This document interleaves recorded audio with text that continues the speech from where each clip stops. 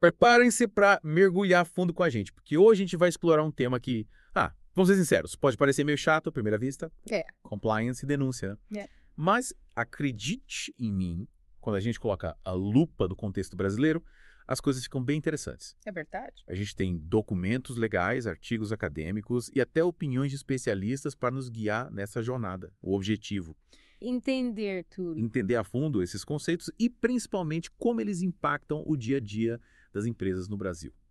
E quando a gente fala em dia a dia das empresas, né? E aí? É preciso lembrar que o Brasil tem um histórico, digamos, complicado com corrupção, né? É. Então, essa área de compliance e denúncia tem um peso ainda maior por aqui. Com certeza, com certeza. E para começar, acho que é importante a gente definir o que é compliance, né? Uhum. A palavra em si já dá uma dica, né?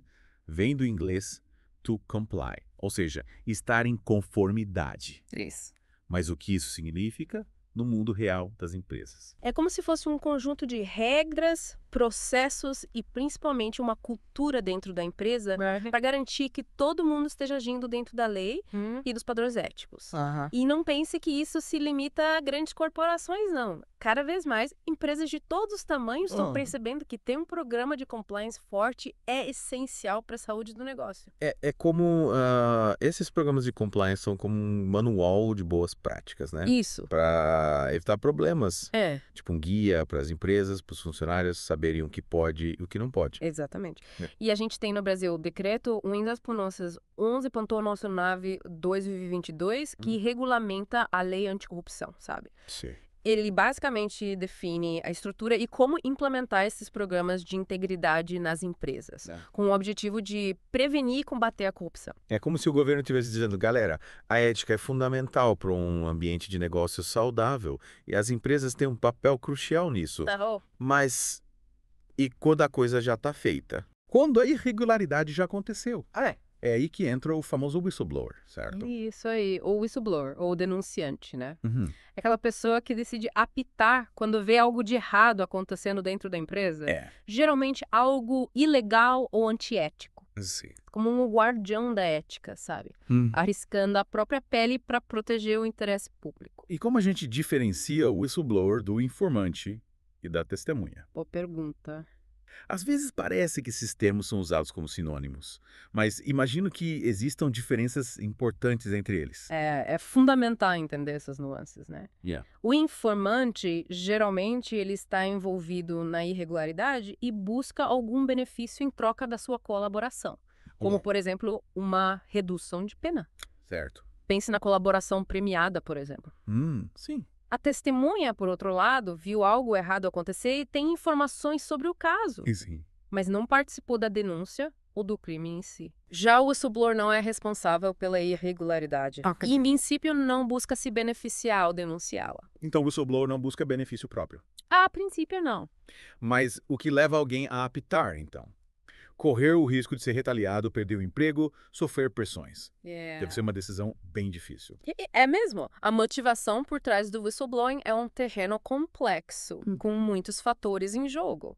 Alguns denunciantes são movidos por um senso de justiça, buscando proteger a organização ou a sociedade de danos maiores. Outros podem agir por medo de serem implicados se não denunciarem. Entendi. Tem também aqueles que são movidos por vingança, ou por algum tipo de ganho pessoal. Nossa, então tem gente que denuncia por vingança. É, Isso complica ainda mais as coisas, né? complica. Imagina só o dilema de quem recebe a denúncia, tentando decifrar as reais motivações do whistleblower. Pois é.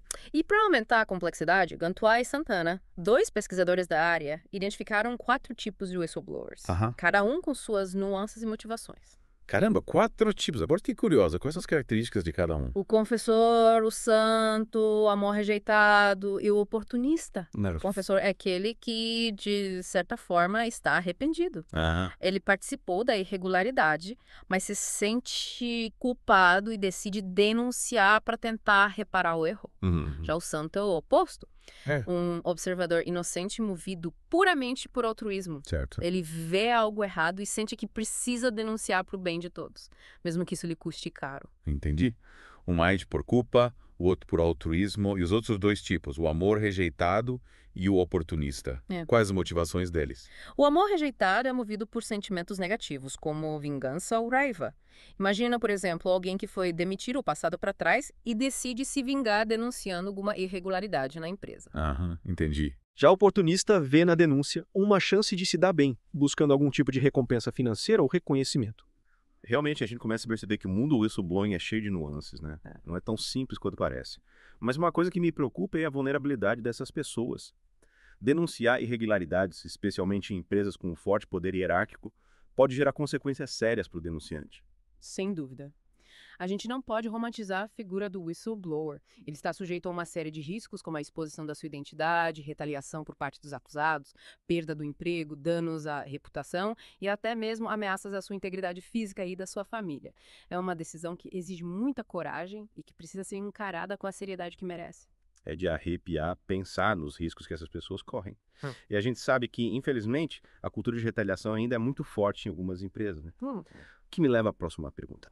O que pode ser feito para proteger o whistleblower? A proteção do whistleblower é um ponto crucial para garantir que as denúncias aconteçam e que a justiça seja feita. E essa proteção precisa ir além das leis, sabe? É preciso uma mudança cultural, uma conscientização por parte das empresas e da sociedade de que o whistleblower precisa ser encarado como um aliado no combate à corrupção e não como um inimigo. Uma mudança cultural profunda, né?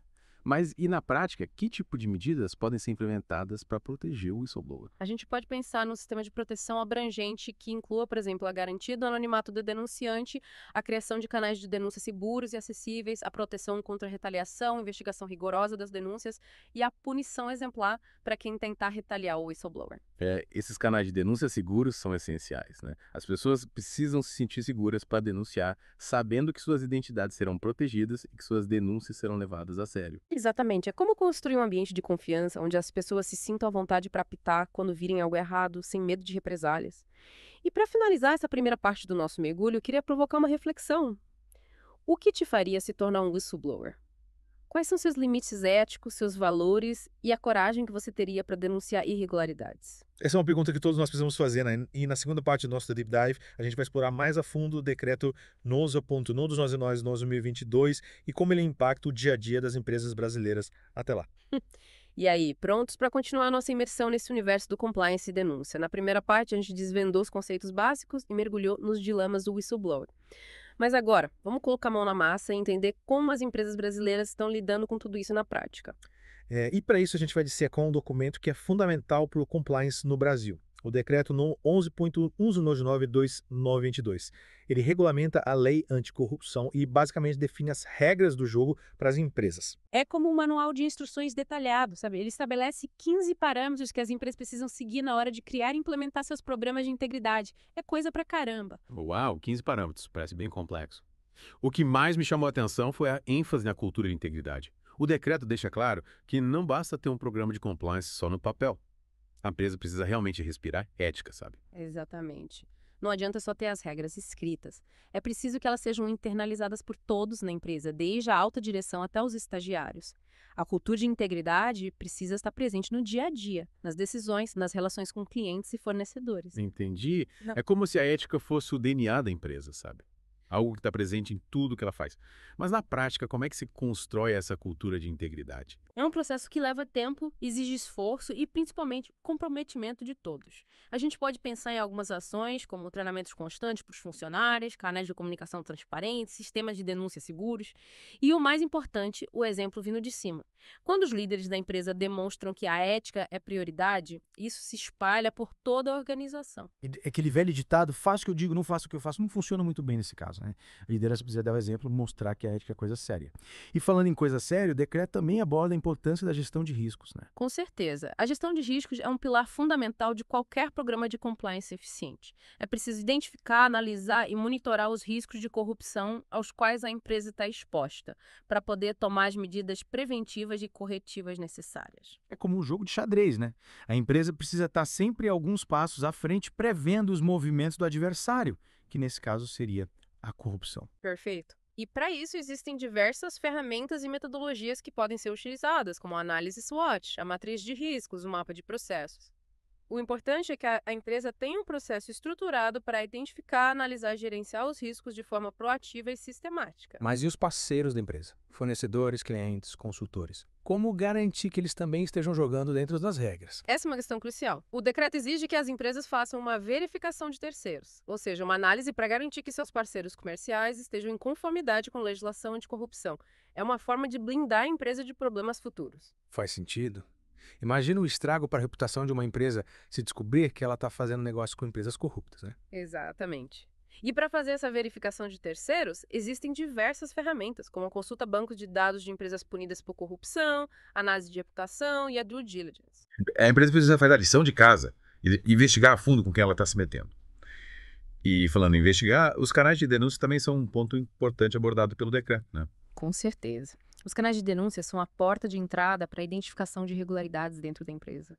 É por meio deles que os whistleblowers, funcionários, fornecedores e qualquer outra pessoa podem relatar atos suspeitos de corrupção. E como garantir que esses canais sejam realmente seguros e confiáveis? Afinal, as pessoas só vão se sentir à vontade para denunciar se souberem que suas identidades serão protegidas e que não sofrerão retaliações. Exato. A empresa precisa oferecer garantias de anonimato, proteção contra retaliação e confidencialidade das informações. Além disso, é importante que os canais sejam gerenciados por uma equipe independente e capacitada para receber, analisar e encaminhar as denúncias de forma adequada. Mas e depois que a denúncia é recebida, o que acontece?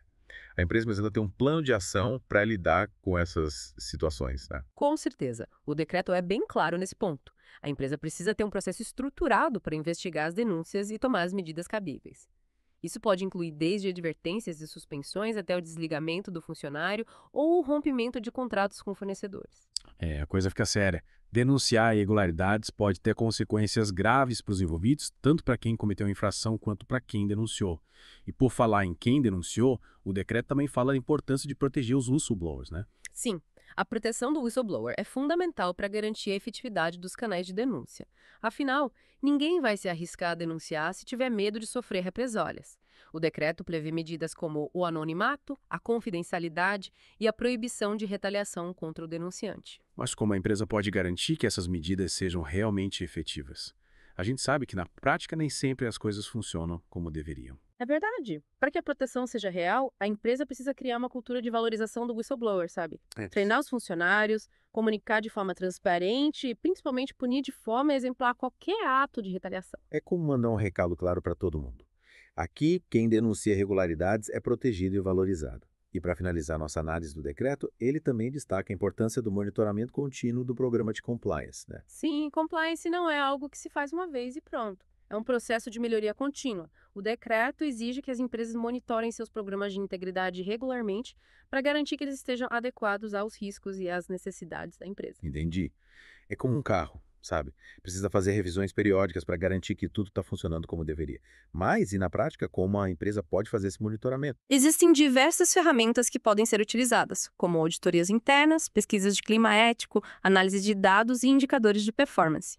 O importante é que a empresa tenha um plano de monitoramento bem estruturado e que use os resultados para aprimorar seu programa de compliance. Nossa, quanta informação!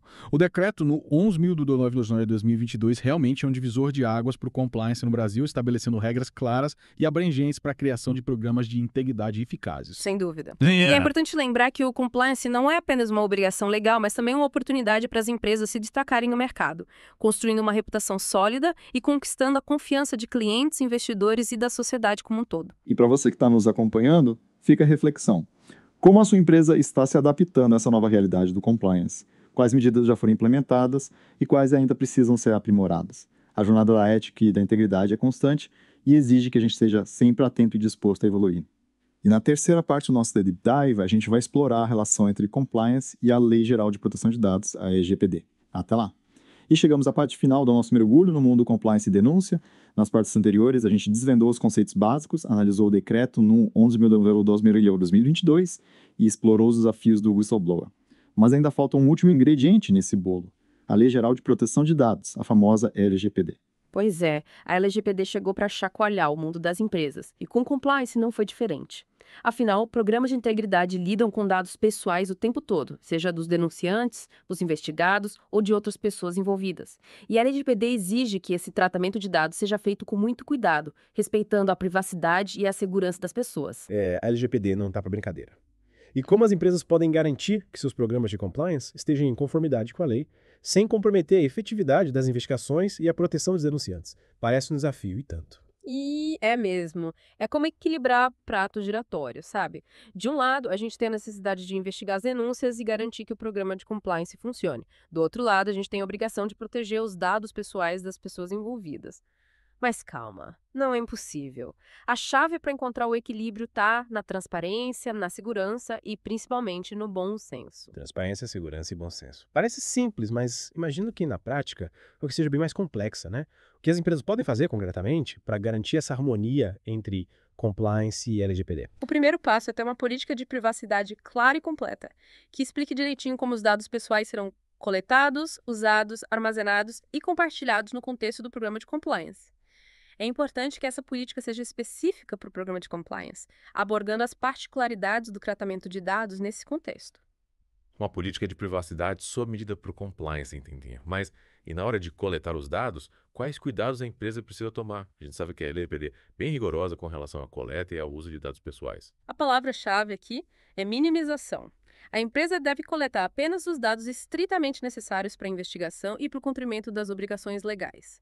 Nada de sair pedindo informações irrelevantes ou que não tenham relação com a denúncia. Então, na hora de coletar os dados, a empresa precisa ser cirúrgica, indo direto ao ponto sem desvios.